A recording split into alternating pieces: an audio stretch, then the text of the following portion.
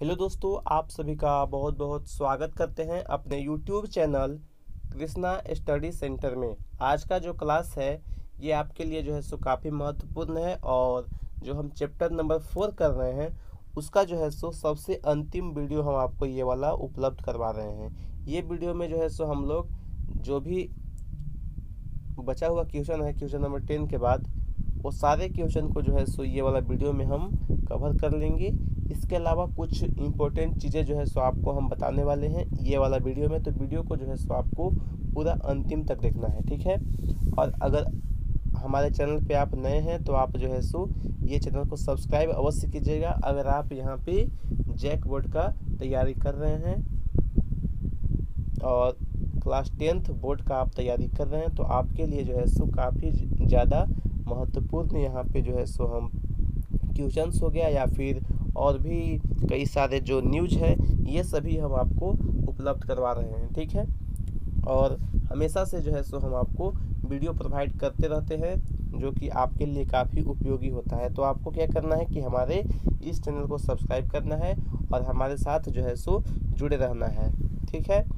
और 1 से 2 दिन में आपको हम बता दें कि साइंस का कुछ इम्पोर्टेंट क्वेश्चंस जो है सो आपको हम बताने वाले हैं। तो उसके लिए जो है सो आपको क्या करना है कि हमारा जो चैनल है इसको जो है सो सब्सक्राइब करके रखिएगा। तो जो है सो जैसे ही हम आपको वीडियो उपलब्ध करवाएंगे अपने चैनल पे तो उसका नोटिफिकेशन आप तक जो है सो सबसे पहले पहुंच पाएगा। तो चलिए आज का जो क्लास है इसको जो है सो हम लोग स्टार्ट कर लेते हैं, ठीक है।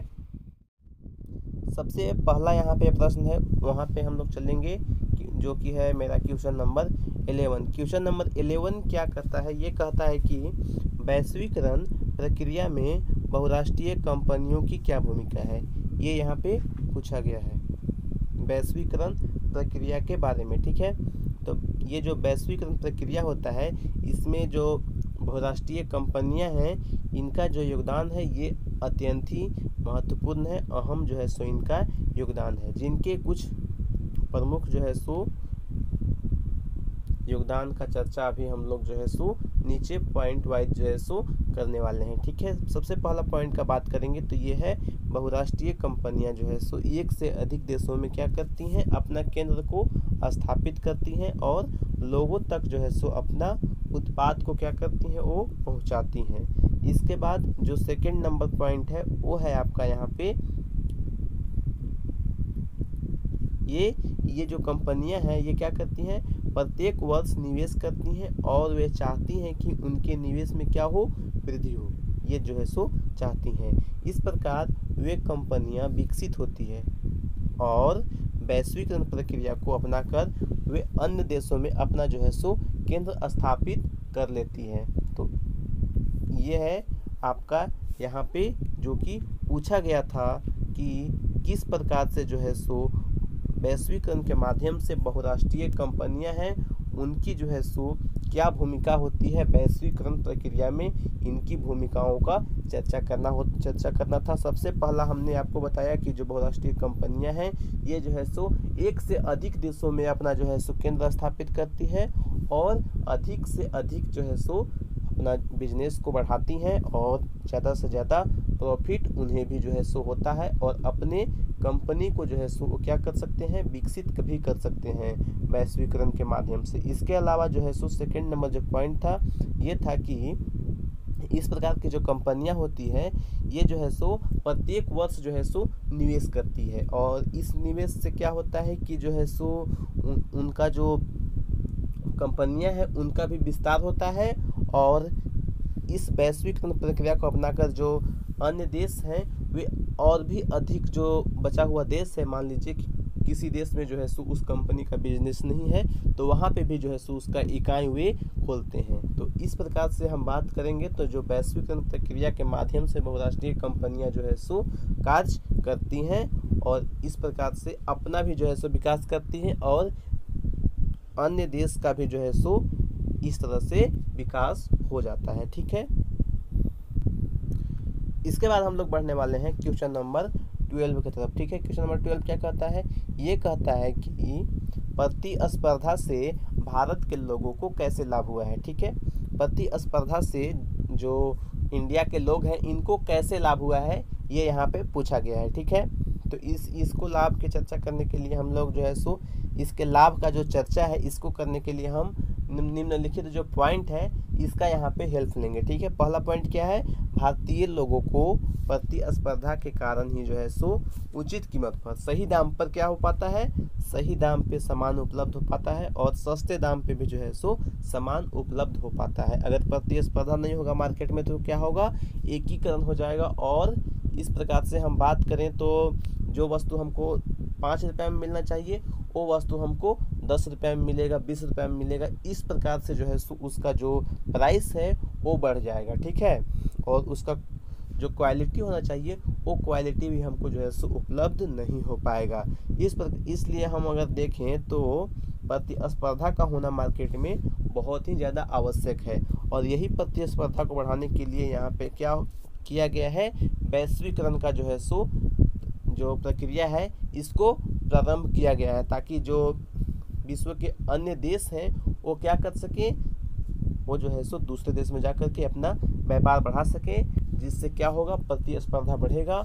और अगर प्रतिस्पर्धा बढ़ता है तो क्या होगा, वस्तु हमको उचित मूल्य पे मिलेगा और इसके साथ साथ वस्तु हमको सस्ता भी जो है सो मिलेगा। पहला पॉइंट आपको क्लियर हो गया होगा। आगे हम लोग बढ़ेंगे सेकंड नंबर पॉइंट की तरफ। सेकंड नंबर पॉइंट क्या कहता है, ये कहता है कि अगर प्रतिस्पर्धा नहीं हो तो आम आदमी को ठगा जा सकता है। बिल्कुल सही बात है, अगर प्रतिस्पर्धा नहीं होगा तो आम आदमी को ठगा जा सकता है। अब हम बोलेंगे कि कैसे ठगा जा सकता है, तो अभी हमने पीछे आपको बताया कि जो वस्तु हमको मान लीजिए कि 5 रुपया में मिलना चाहिए, अगर प्रतिस्पर्धा नहीं होगा तो वही वस्तु को यहाँ पे 20 रुपया में बेचा जाएगा। ठीक है, उदाहरण के लिए हम ऐसे ले सकते हैं, मान लीजिए कि यहाँ पे एक दुकान है। ठीक है, और हमको जो है सो यहाँ से एक बोतल पानी खरीदना है। ठीक है, यहाँ पे पानी का बोतल हमको मिलता है 25 रुपया में और अगल बगल यहाँ पे कोई सा भी दुकान नहीं है। ठीक है, तो यहाँ पे हमको क्या करना पड़ेगा,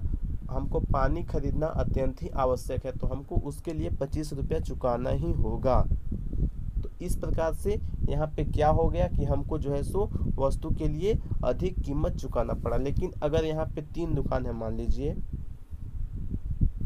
ठीक है, ये भी पानी बेचता है और ये भी पानी बेचता है, ये भी पानी बेचता है। मान लीजिए कि यहाँ पे अगर ये दाम रखता है 20 रुपया, ये रखता है मान लीजिए 15 रुपया, ये रखता है 10 रुपया। तीनों में यहाँ पे क्या है, प्रतिस्पर्धा है, कंपटीशन है। हम इसके पास गए तो पूछे कि कितने का पानी है, तो ये बोल दिया 20 रुपया का पानी है। ठीक है, हम उसके बाद इसके पास गए तो ये क्या कहता है कि पानी जो है सो हम इससे पूछे कि कितने रुपए का पानी है, तो ये बोलता है कि 15 रुपये का है। ठीक है, फिर हम यहाँ भी नहीं लिए, हम इसके पास गए तो ये बोला कि 10 रुपये का, 10 रुपये का जो है सो पानी का बोतल हम दे रहे हैं। ठीक है, तो यहाँ से जो है सो इसको ये हुआ कि यहाँ से इसको ऑप्शन मिल गया दूसरे दुकान में जाने का।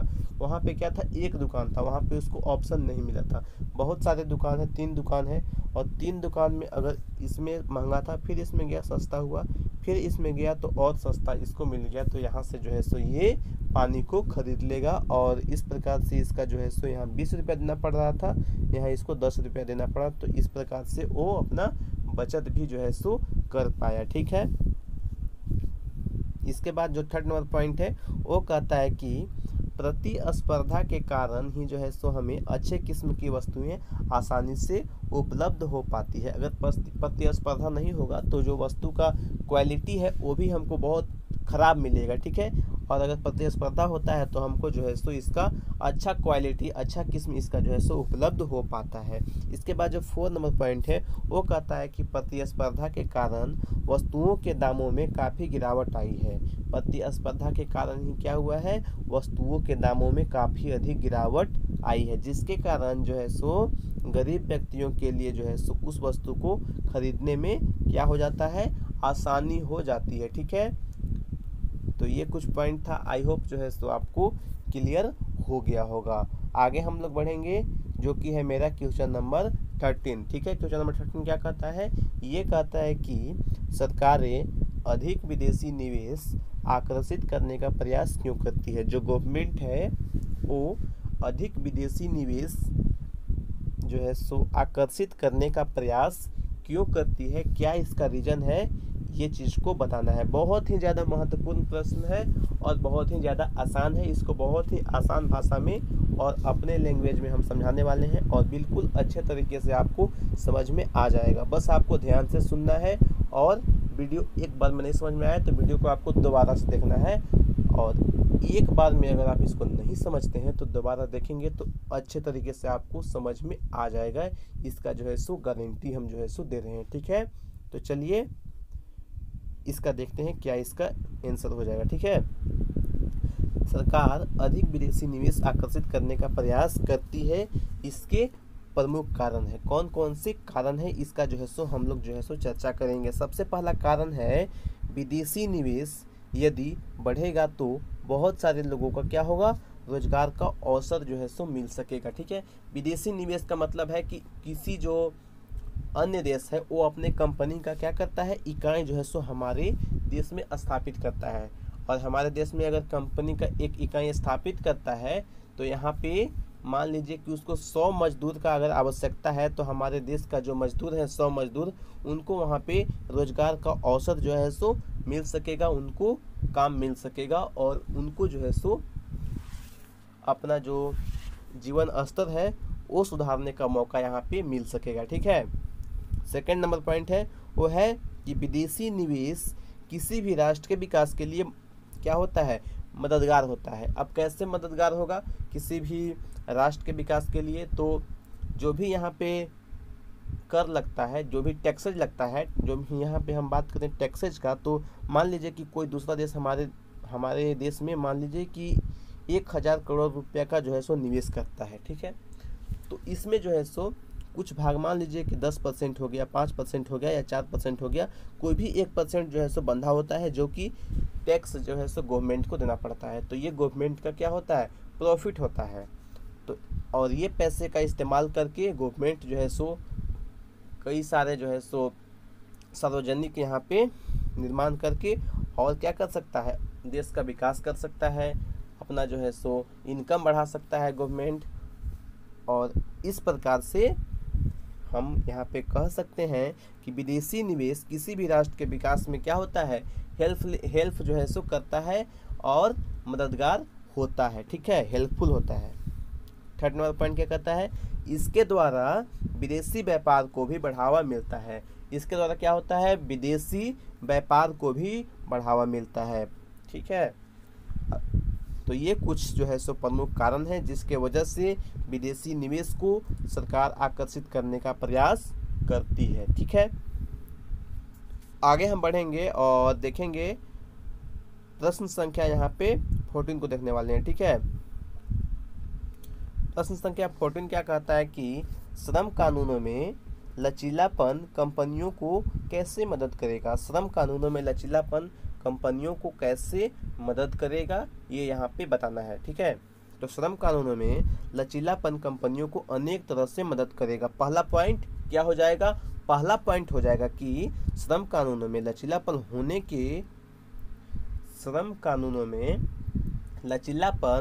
होने से कंपनियां क्या होती हैं, आर्थिक क्षेत्र में उत्पादन इकाइयां स्थापित करने में जो है सो इनको सरलता होती है। ठीक है, एक बार फिर से देखते हैं। ठीक है, श्रम कानूनों में लचीलापन होने से कंपनियां आर्थिक क्षेत्रों में उत्पादन इकाइयां स्थापित करने में इनको क्या हो जाता है, सरलता हो जाता है, आसानी हो जाता है। ठीक है, इसके बाद सेकेंड नंबर पॉइंट है, श्रम कानूनों में अगर लचीलापन हो जाएगा तो कंपनियां को उनके जो श्रमिक की संख्या है इस पे जो है सो नियंत्रण करने में क्या हो जाएगा, आसानी हो जाएगा और मदद हो जाएगा। ठीक है, इसके बाद तीसरा नंबर जो पॉइंट है, श्रम कानूनों में लचीलापन के कारण कंपनियां मनमानी ढंग से मौसमी नियोजन पर जो है सो इसको मौसमी नियोजन कर सकती है। जब जरूरत होगा तो जो है सो का मतलब मजदूर का नियोजन करेंगे, जब उनको कम मजदूर का आवश्यकता होगा कुछ मजदूर को वो हटा देंगे। ठीक है, अगर यहाँ पे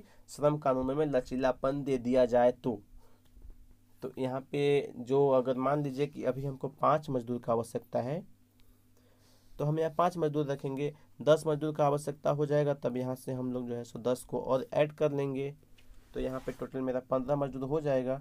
लेकिन अगर मान लीजिए कि मेरा जो है सो अभी कम मजदूर का आवश्यकता है और भी कम मजदूर हमको रखना है, ठीक है। तो यहाँ से हम जो है सो मान लीजिए 12 मजदूर को और निकाल देंगे तो मेरे पास 3 मजदूर बचेगा। मतलब जितना मजदूर का मेरे पास वर्क रहेगा उतना मजदूर हम रख सकते हैं, अगर यहाँ पे श्रम कानूनों में लचीलापन दे दिया जाए तो। श्रम कानून बनाया गया है जिसमें कुछ जो है सो महत्वपूर्ण बातों पर चर्चा किया गया है, जिसमें कोई भी कंपनी जो है सो जब मतलब कि जितना मजदूर को चाहे उतना को रख नहीं सकती है, और जब मतलब जो है सो उसको निकाल भी नहीं सकती है। ये कानून जो है सो श्रम कानून में बनाया गया है। तो इसमें लचीलापन का बात यहाँ पे कर रहा है कि अगर इसमें लचीलापन दे दिया जाए तो कंपनियां जो है सो अपना मनमानी जो है सो करने लगेंगे, ठीक है। तो इस प्रकार श्रम कानूनों में लचीलापन कंपनियों को अनेक तरह से मदद करेगा। कंपनियों को मतलब मदद करेगा, लेकिन मजदूर वर्ग के लिए क्या है, ये जो है सो अच्छा नहीं होगा, ठीक है। इसके बाद जो है सो आज का अंतिम प्रश्न है, इसको जो है सो हम लोग देखने वाले हैं। सबसे अंतिम है आज का क्वेश्चन नंबर 15, जो कि है वैश्वीकरण का प्रभाव एक समान नहीं है, इस कथन का अपने शब्दों में व्याख्या करना है। वैश्वीकरण का जो प्रभाव है वह जो है सो एक समान नहीं है, ये बात को जो है सो आपको भी पता है, लेकिन जो है सो इसको विस्तारित करके और इसको जो है सो व्याख्या करके आपको बताना है कि कैसे जो है सो वैश्वीकरण का प्रभाव एक समान नहीं है। तो आइए इसको जो है सो हम लोग देख लेते हैं, ठीक है। वैश्वीकरण से भारत में व्यापार करने के ढंग में और लोगों के रोजमर्रा के जीवन में बहुत ज़्यादा क्या हो गया है, बदलाव हो गया है। लेकिन अभी भी आबादी एक बहुत बड़ी भाग तक इसका लाभ नहीं पहुंचा पाया है। अमीर लोग और अधिक क्या हो गए हैं, अमीर हो गए हैं, और जो गरीब लोग हैं वो और भी अधिक जो है सो क्या हो गए हैं, गरीब हो गए हैं।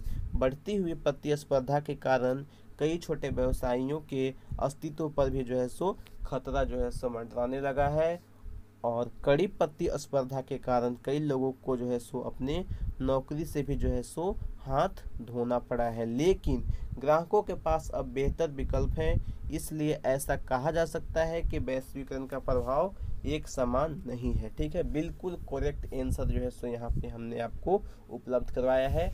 आई होप जो है सो ये वाला यहाँ पे जो प्रश्न है आपको अच्छे तरीके से समझ में आ गया होगा। पांच प्रश्न अभी हम लोगों ने जो है सो कंप्लीट किया है। पांचों प्रश्न जो है सो आपको अच्छे तरीके से कंप्लीट हो गया होगा।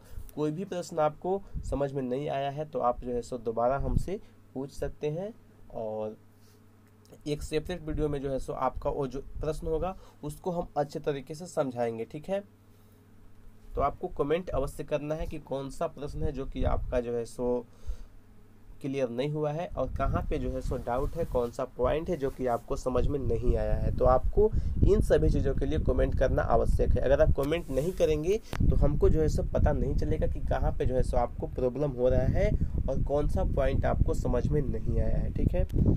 इसके अलावा हम जो है सो यहाँ पे प्लान कर रहे हैं कि कुछ आपको यहाँ पे साइंस का इम्पोर्टेंट जो क्वेश्चन है वो आपको बता दें, तो 1 या 2 दिन में हो सकता है। तो इम्पोर्टेंट क्वेश्चंस जो है सो आपको हम उपलब्ध करवाएंगे। अभी चैप्टर वाइज उसको भी हम जो है सो उपलब्ध करवाने का प्रयास कर रहे हैं। इसके अलावा पॉइंट वाइज उसमें भी जो है सो हम आपको कुछ पॉइंट लिखवा देंगे, जहाँ से कि आपका 1 मार्क्स या फिर 2 मार्क्स में जो क्वेश्चन आता है या फिर 3 मार्क्स में आता है, ये सभी जो क्वेश्चन है ये आपका कंप्लीट हो सकेगा। और जितना हो सके हम जो है सो साइंस में भी आपको हेल्प करने का प्रयास कर रहे हैं।